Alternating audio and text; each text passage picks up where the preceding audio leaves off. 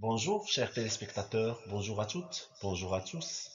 Aujourd'hui, nous allons voir une nouvelle leçon. Nous allons expliquer d'une manière facile et succincte la façon dont on argumente. Comment argumenter? Une question qui s'impose. Quand est-ce qu'on argumente?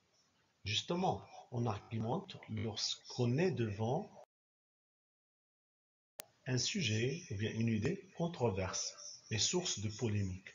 Donc l'argumentation, on l'utilise surtout lorsqu'on admet, on accepte deux points de vue opposés. Donc là, on recourt à l'argumentation.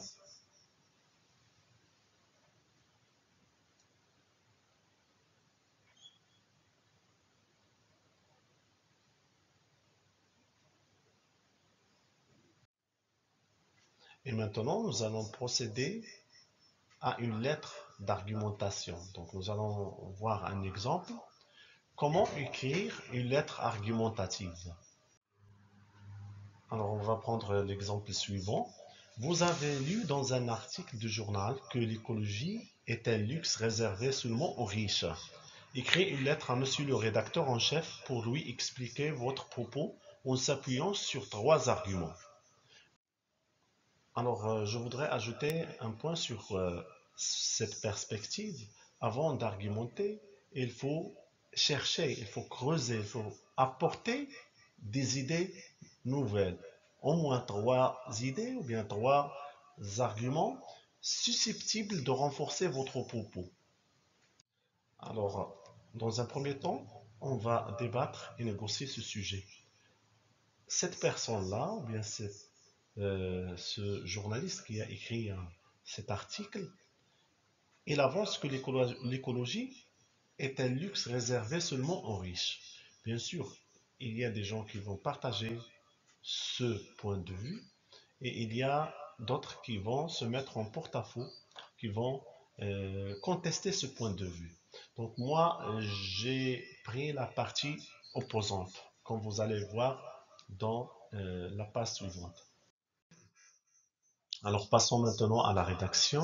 Donc nous commençons par écrire les composantes de la lettre tout d'abord. Donc c'est-à-dire c'est le schéma canonique ou bien les composantes de ce schéma canonique. Premièrement, on commence par la date et la ville. Ensuite l'émetteur à gauche en haut. A, monsieur le rédacteur en chef, c'est le récepteur, bien le destinataire, celui qui reçoit la lettre. Ensuite l'objet, réaction à son article. Bien sûr, ensuite, on écrit la formule de politesse, monsieur le rédacteur en chef, donc la formule d'adresse, entre autres.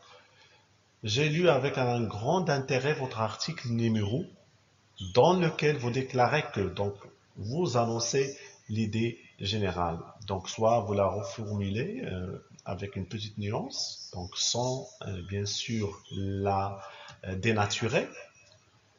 Et là, je vais confirmer son avis. Regardez, on va le confirmer en utilisant le connecteur logique certes. Certes, comme le dit le lecteur, dans le courrier des lecteurs, les riches accordent un grand intérêt aux actes écologiques et environnementaux. Toutefois, regardez, là, il y a une sorte de concession. Donc, maintenant, je vais avancer mon avis. Donc justement, lorsqu'on veut avancer notre point de vue, il faut le dire gentiment, poliment. C'est la raison pour laquelle j'ai dit oui, je suis d'accord avec vous, mais à certaines mesures, c'est-à-dire pas totalement. Et là, je vais me positionner. Donc il ne faut pas que notre point de vue soit nuancé. Lorsque je dis toutefois, c'est-à-dire je me pose à certaines mesures et voilà le raison. C'est-à-dire dans le développement, maintenant je suis dans l'introduction, mais dans le développement, il faut être opposé. Il faut être dans la partie opposante. Au début, tu peux nuancer au début, certes, toutefois, il est illusoire de penser, mais une fois vous êtes au développement, il faut respecter cette opposition. Il ne faut pas nuancer dans l'opposition. C'est la forme de la lettre argumentative. Alors faites attention. Il est illusoire de penser seulement que l'écologie est une affaire seulement des riches. Et ce pour les raisons suivantes. Et on va expliciter et expliquer les raisons. Alors, chers téléspectateurs, chers apprenants, une fois nous avons terminé la phase introduction qui contient l'idée générale ainsi que notre propos, on passe à la phase développement. Après avoir préparé déjà 3 arguments solides, il y a donc plusieurs manières de chercher, soit sur Internet, soit autre. Ceci dit, essayez tout d'abord de chercher 3 arguments pour renforcer votre avis. Et justement, il faut que ces arguments respectent certaines chronologies et cheminements logiques. Je ne dirais pas, chers téléspectateurs, aller du général au particulier ou le contraire, mais il faut surtout recourir à des connecteurs logiques pour montrer que l'on est dans le raisonnement.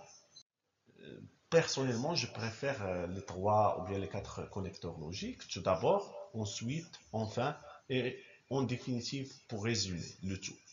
Donc, on va essayer d'attaquer ce sujet ou bien le développement. On commence tout d'abord tout d'abord. L'écologie est un excellent moyen de préservation de la planète. Donc moi, j'avance la première idée. Pourquoi? Je vais l'expliciter. Grâce à l'écologie, nous limitons la quantité des déchets déversés dans la nature. Et ainsi, la préservation de l'écosystème est assurée. Donc, regardez, j'emploie aussi le mot ainsi pour expliquer mon raisonnement. Alors là, je vais appuyer mon raisonnement par une référence, soit une étude, des recherches, des statistiques. Donc ça peut être n'importe quelle référence. Alors, j'ai choisi la NASA par exemple, c'est un exemple parmi d'autres. Une étude réalisée par la NASA a démontré que si rien n'est fait d'ici 20 ans, certaines espèces animalières et végétalières disparaîtront. Ensuite, donc, c'est la deuxième idée. L'écologie est une source d'économie. Donc, regardez cet argument.